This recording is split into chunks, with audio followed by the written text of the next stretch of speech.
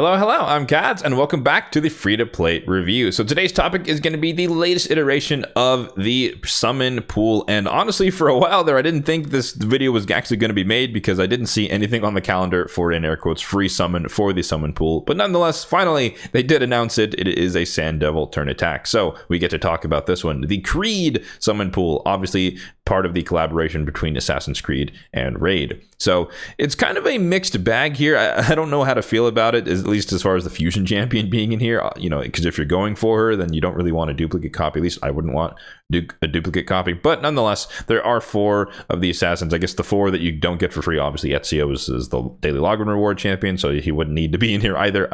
I think Kassandra doesn't need to be in here either because he's the current Fusion, but I digress.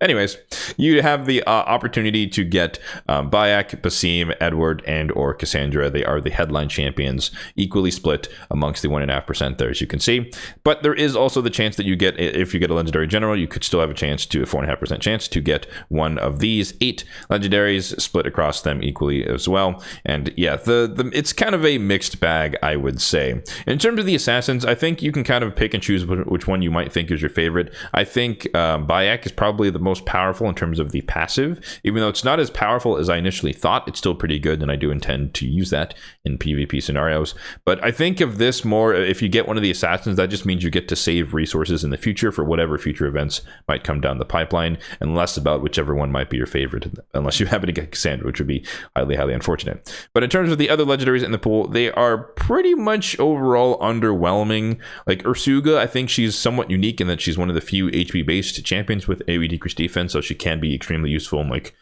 restrictive content, Curse City, Doom Tower, etc. Abess is a very old school nuker, and that's basically all she does. She hits hard, but in the current age, with the stone skin and everything, she's not really that meta. Helior is an extremely underwhelming champion, but he can be useful as a kind of a pseudo cleanser with one of his abilities. Glacea did get a buff fairly recently, and she has seen some improvements. I think she still has a couple of issues relative to the current meta, but she is a lot stronger than she was before in terms of being able to counter lockout style champion. So Fabian, of course, is one of the most popular picks in Arena across the board, so she does come in to help counter him. Timid the Fool is okay, but he's more just like a Doom Tower, Secret Room, Curse City type champion because he's HP based and he does damage, which can be relatively hard to come by. A Parting Clan Father, if you have one of those crazy Chimera teams and you need him, you have a Senna Emberheart, he's kind of clutch in that regard, but other than that, he's relatively useless, but he is a good healer.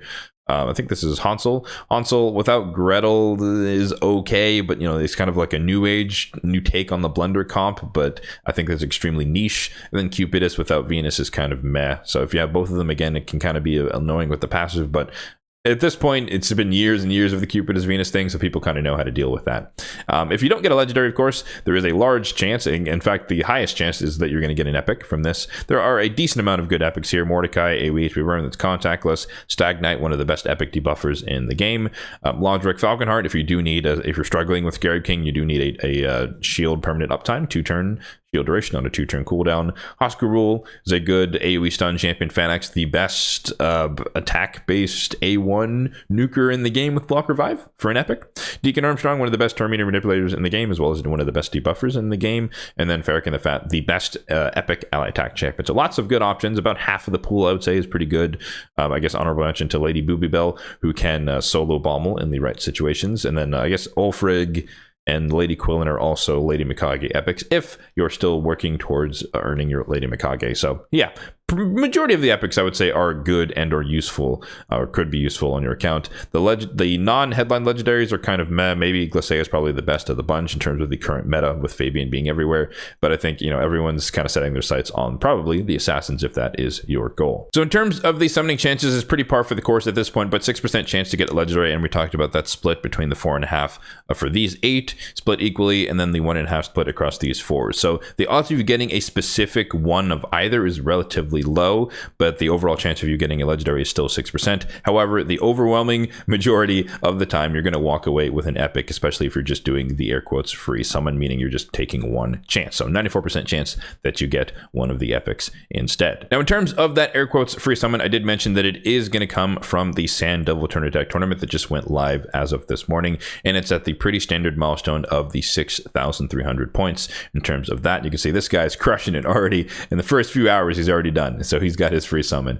But yeah, this is pretty standard for I guess for a level 100 account, I should mention, because sometimes in the comments people point out that the milestones are different, and that it is proportional to a degree to your player level. So if you're level 100, this is pretty much where you're going to see it. If you're earlier on in the game, it should be lower, and if you're in the middle of the game, it should be somewhere in between. But yeah, just keep that in mind. That's why the values are different, if they are. But yeah, pretty par for the course. 6,000 points over the course of 3 days. It takes about, and I guess it depends on the speed of your team, but it takes a decent amount of energy.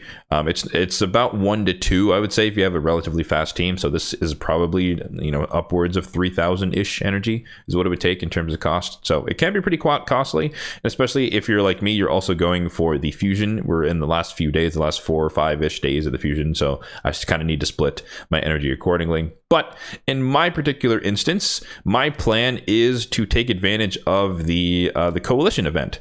So we have reached the 2x milestone here as a community, the 1.5 billion points, and I'm doing okay, about 12,000 points myself. But I recently hit this milestone here for the 10 energy refills, so my plan is to dump all of that into Sand Devil, because the current energy I have allotted for the fusion is enough to do that on its own, so I don't really have to worry about using this for champion training or Fire Knight, which are the only things left, although granted, in my case, I already finished the champion training tournament completely. But anyways, yeah, my plan is to dump all of this energy in there. This is, I guess, 1,300-ish, so it's a decent chunk of my the Sand Devil tournament attack, because of course I do want a chance to get one of the assassins early if possible. That would just mean that I get to potentially save Sacreds, Voids, whatever, Soul Stones, whatever they happen to come down the pipeline in the future, for getting one of these. And again, hopefully we don't get a duplicate Kassandra. That'd be pretty sad. But you also might notice here that I already have 40. This is from, or carried over from, the last summon pool. I think it was the Dwarven summon pool, where at the end of the day I just decided that I'd rather wait for whatever the next summon pool was, and that was definitely the right choice. I made that decision long before we even knew that Assassin's Creed was going to be the collaboration, so I definitely lucked out in that regard. So if I can, or when I get the air quotes free summon from the Sand Devil, I will have 2 chances to get something from this Assassin's Creed summon pool. If we get lucky back-to-back legendaries, crazier things have happened. But anyways, so in my case, I'll have 2 shots, but in your case, you probably have just the one, unless you plan to spend some money on this.